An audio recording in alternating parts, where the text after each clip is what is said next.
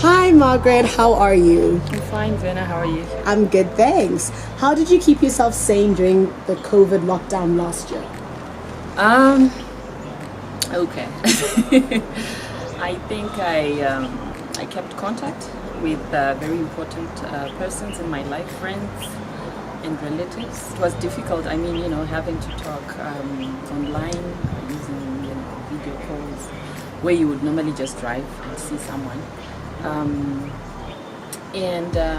It also happened that I was pregnant, so I was talking to my baby most of the time, and I became too conscious that I wasn't on my own.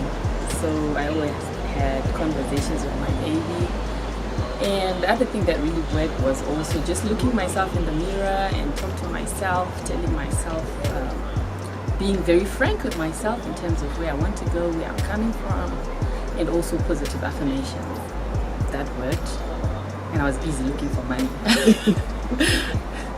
That's great. So, what 5 things do you think make a person Zimbabwean? 5. Firstly, they have to be resilient. They have to be to have a lot of coping mechanisms in terms of livelihoods, basically, to start with. And then it's a survival of the fittest kind of context. So the stronger you are, the more resilient you are, the more innovative and creative you are, the more it's easier for you to survive in a Zimbabwean context.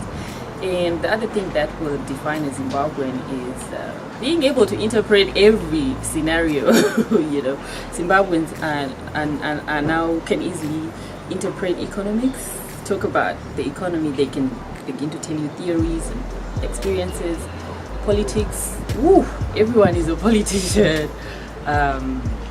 Even a child, a grade 7 child, they can begin to tell you, their political wishes, how they view certain political figures, why they like them. I also think that Zimbabweans, they are intelligent. They are, of course, the literacy levels, but they are, I don't know if I should say argumentative, but in a nice way, they take you through the debate if they want to prove to you that something is or something isn't. I don't know if I'll get to 5, but I think also Zimbabweans are hustlers, You walk in the streets, you look at our young people, they are hustlers. They just make things work.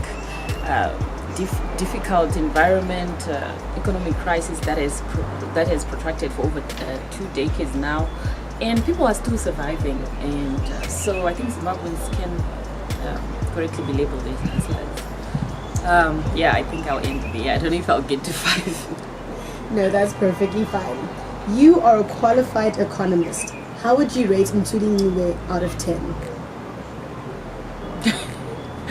Out of 10, I would rate him 3. I would rate him 3. Not to take anything away from his qualifications. Mthuli Ncube is an intelligent, educated, high-profile technocrat in his own right. But I think when it comes to the Zimbabwean context, really he has become removed from the people. His agenda is too removed from the people. It's too capital-centered, and so it's not pro-people. When he's talking about economic growth, he's talking about indicators such as the GDP, but we as the people of Zimbabwe would like to see things manifesting, things like employment rates increasing. We would want to see social service delivery improving. We would want to see an empowered generation of young people. So this is where we are conflicting, where he's talking about economic growth, and we want to see economic development. There are a lot of things I could say. The command kind of policing that they are now implementing in the Finance and Economic Development Ministry, a lot of statutory instruments where people are not consulted. So you can see his direction is focusing on GDP as a measure of growth, but not the welfare of the people, the status of the people. We now have the poorest working class in Zimbabwe, where your teacher cannot even afford to take their child to a decent school. So basically, some of these things this is where I think he's failing to balance economic growth and economic development. That's why I would give him a 3, but he's a brilliant guy. He's just not being too relevant to the agenda of the day. Thank you for that. What would you consider as your biggest accomplishment? Well, my biggest accomplishment, I think just founding Economic Justice for Women, a project that I'm currently the director of, which it was difficult for me too, because it's always difficult to start new initiatives in a challenging environment where there's limited funding, there's limited interest from stakeholders. People are worried about what they are going to eat, their next meal, their family. So it's always very difficult. It was difficult, but I made a decision too, and I thought it was high time for me to grow. My interests were more inclined in empowering young women. Economic Justice for Women project. It is an initiative that was inspired by my personal experiences, my mother's experiences when she was a young girl, and the experience of many other young people within the Zimbabwean context. And it was difficult to say. I was doubt. I didn't know if I had the capacity to set up an institution that can grow and become sustainable. But I pulled it off. It's not yet there, but I'm happy that it's running at the capacity that it is, and there are promises for growth. I would say that's the biggest accomplishment that I've had. Given the opportunity, would you want to go into politics? Given the opportunity, I would love to get into politics. Politics is power, and power is influence, and influence is change. So this is what we lack as women, particularly young women. This is why we also feel we are always, complaining that the things that we really wish for as young women are not represented at high level. So an opportunity to get into politics is an opportunity to have that power bestowed upon you, and then use it to influence policy and law and reforms that can then begin to speak to the issues that we worry about day and night. And once we have influence, then we begin to see the change. So this is seeing the young women empowered, the young women active in economic governance, safe spaces that we are always crying out for, perhaps basic issues like sanitary issues. We can begin to have conversations to contribute to the mainstream conversation on the provision of the things that are important to us as women, particularly as young women. Economic Justice for Women project is a project that focuses on increasing economic participation for women in Zimbabwe. What are some of the key problem areas that you have seen that continue to put women at a disadvantage economically? I think the key problem areas to begin with, I think, is the patriarchal norms that sideline or disenfranchises the young woman from power, which we just spoke about earlier.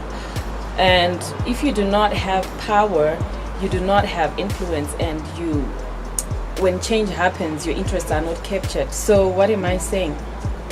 I am saying that we continue to find that women cannot take part in a lot of activities because they are women, and our society sees such things as a taboo. And also it's because the subject in itself, economics, has remained a highly technical subject, such that an ordinary Zimbabwean young woman fails to interpret or to put themselves in the mix to see how that relates to their day-to-day life. So the lack of understanding has made them lose interest in taking part, for instance, in economic governance, because you cannot actively take part in something that you don't actually understand and that you don't see its relationship with your life. So that is one of the major challenges that we have. So most of our initiatives then, they're focusing on capacity building so that they understand, for instance, the budget making processes. And some of the other challenge that I also see is the issue of limited opportunities. The access to opportunities is limited for the young women, primarily because of poverty. The other challenge that women are facing is the burden of unpaid care work. So in our communities, this is it's cultural, it's also a social norm, very toxic, where there is an unbalanced allocation of gender roles in the home. The girl child has to wake up early in the morning, they have to clean the house, do the dishes. sweep the yard, all those things before they leave for school, for instance. So that burden, it impacts on their level of contribution to the mainstream economic agenda, but then it also limits their, reduces their focus to take part in other activities that can empower them. We're talking about education, we're talking about all these ongoing economic empowerment projects by the government, by non-governmental organizations. We also realize that young women, they lack confidence. They lack confidence, but it's due to the social norms that I mentioned earlier. They are made to feel that they are not good enough to influence. They are not good enough their voice is not good enough to change things. So they hold back, and they wait for their fathers or their brothers to speak for them. And this is why they are often underrepresented when we begin to have conversations around economic governance and economic empowerment. Was it easy to find like-minded business partners for EJWP? It was fairly easy to find them, to identify them as stakeholders, but to make them buy into the project was slightly difficult. So when we started off, we had our own list of stakeholders. We identified technocrats, we identified people that would be key in driving the agenda that we wanted to drive for young women. And we set out to engage each and every one of them so that they feed into the process of developing the concept. Some of them were not forthcoming, some of them are too busy, some of them felt that issues of young women are overly talked about and were not critical at the time. And some of them felt that we were getting into their space. Of course, they didn't say it like that, but you would just interpret it from the way that they couldn't really be available. But thank God, we had a lot of them coming through to support, to offer services like, I remember, website development. We had a guy called Holly. He just came in, he said he would do it for us, he would do it for free. We had a website, he designed our business cards, he did it for free. And it's actually very shocking that most of the support that we got it from men. Of course, not to say that women were not forthcoming. There was encouragement, and there was also linking us up with influential people, with the people that would be more critical in our conversation. So there was support, and we are happy. We are still getting the support. Our stakeholder base is increasing by the day. It wasn't easy, still not easy, but we have to continue pushing. What is the one thing you can't live without? One. Oh my God, I can't live without Wi-Fi. I'm sure in this situation of COVID, everyone would definitely agree with you. Yeah. Do you think Zimbabwe has issues with unequal pay for women and men? Yes, it does. It does. In a recent survey that was done by, is it Datasol? There was, it revealed that for every 1,340, I think, that a man earns, a woman earns 1,100. So really they are gender gap issues, despite all the policy and the reforms that have been there, and not enough is being done in terms of addressing that. And I think really the other issue that perpetrates or that worsens the gap are that men are found in the sectors that are high earning in terms of their returns. I'm talking about the manufacturing sector, I'm talking about engineering, I'm talking about those spaces that would bring a lot of high returns in terms of income. They are still dominated by men. Of course, we see women coming in, but still in very small numbers.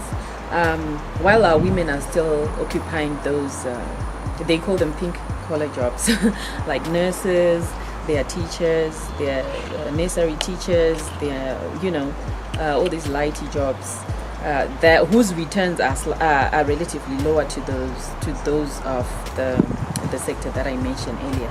So there is need to continue to encourage the girl child to a high uptake of the STEM subjects, and then also just to give them the space to do that, and maybe enforcement of these policies.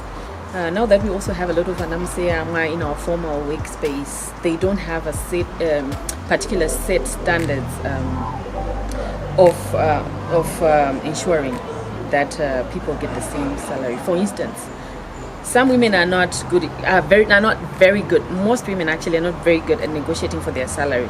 For them, primarily, it's getting the job. At least, if I get the job, then that's it. And their fears are that if they negotiate for a higher salary, they might lose the job to someone who's willing to take less. So, while we have our fellow colleagues who are male, who are good at this, they are aggressive at negotiating for salaries, and they won't compromise.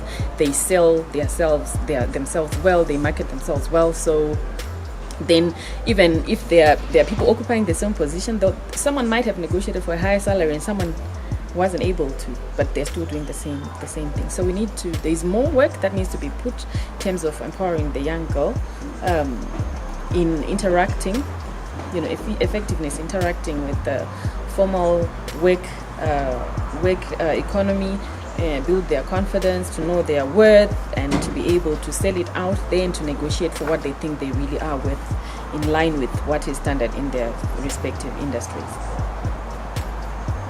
What is the one thing you regret never doing in this lifetime that you would do in another lifetime?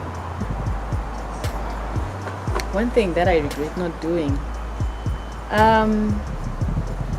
I regret not doing my master's degree soon enough. I got a job, and then I just started enjoying the little salary, and I hung my academic boots. So if I wish in my next life by now I would be a professor, and I'll be competing with Professor Mthuli Ncube. I think there was too much lagging. I suspended my academic vision for some salary that I was enjoying at that time. Now I'm just trying to catch up, but I will get there, because when you interact, when then you move around, interact with other people, you see that some very young doctors, or professors, 22 years, you're a doctor. So in my next life I would want to do that, and so that I can engage better with the world around, contribute better to the conversation, mainstream conversations that will transform the lives of women and young girls and everyone else. Thank you so much for your time. We just have one last question for you. Okay. Any closing tips for women and girls in Zimbabwe? Closing tips for women and girls. I just want to tell women and girls out there that you are enough. You are enough. You don't need anyone to come into your life so that you start making things happening. You are enough to make change for yourself. You can do anything you want to do. Just be determined, and that your voice counts. Always it does. It's never too small. All right. Thank you so much, and have a great day. Thank you, Vena, for having me. Thank you to the crews behind.